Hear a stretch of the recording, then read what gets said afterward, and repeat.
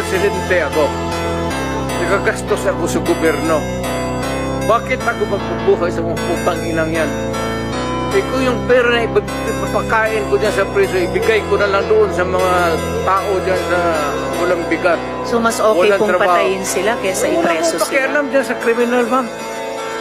So thank you for Kung making that of record. pakialam sa kriminal kung saan silang impernong gusto nilang pumunta.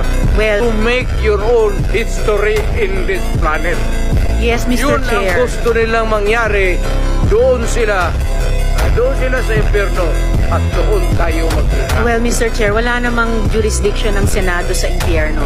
Dito lang sa bansa natin pwede tayo mag-investigate. Doon tayo pupunta.